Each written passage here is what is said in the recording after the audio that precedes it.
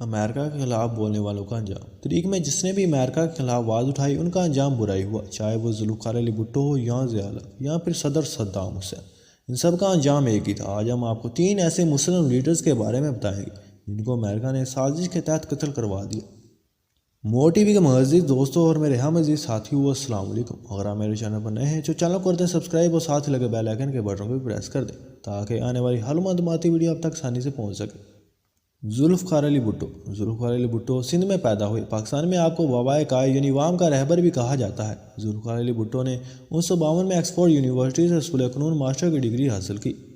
دسمبر 1960 میں Pakistan people party کی بنیاد رکھی۔ 1977 کے عام انتخابات میں پیپل پارٹی نے نمایاں کامیابی حاصل کی۔ وہ دسمبر 1971 سے 13 اگست 1977 تک صدر مملکت کے عہدے پر فائز رہے۔ 14 اگست 1977 کو نئے عین وزیر اعظم کا ہدف اٹھایا۔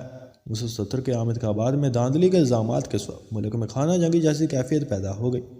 5 جولائی 1977 کو جنرل محمد ضیاء الحق نے مارشل لا نافذ کر دیا۔ ستمبر 1977 میں ذوالفقار علی بھٹو کو نواب محمد احمد خان کے قتل کے الزام میں گرفتار کر لیا گیا۔ 18 مارچ 1978 کو ہائی کورٹ نے انہیں سزائے موت کا حکم سنایا۔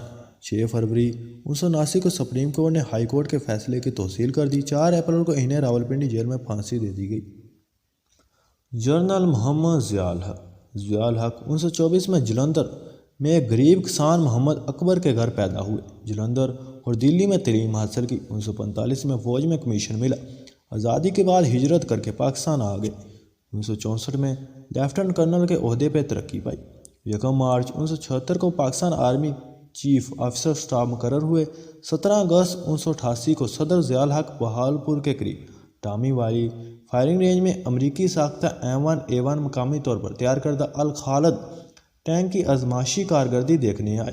بہاولپور کے ایئرپورٹ سے ان کے طیارے نے 3:30 بجے پرواز بھری۔ صدر ضیاء الحق کے ساتھ امریکی ساختہ C-130 طیارے میں جوائے۔ چیف آف سٹاف کمیٹی کے chairman general Akhtar Abdur Rahman, chief of general staff general افسر میجر جنرل محمد حسین کے علاوہ طیارے میں 29 افراد سوار تھے۔ طیارے نے اڑان بھری ہی تھی کہ کچھ ہی دیر بعد فضا میں دھماکہ ہوا اور جہاز ملبے کا ڈھیر بن گیا۔ جہاز میں کوئی بھی شخص زندہ نہ بچ سکا۔ آج بھی کہا جاتا ہے کہ اس طیارے کو پلاننگ کر کے بم سے اڑایا گیا۔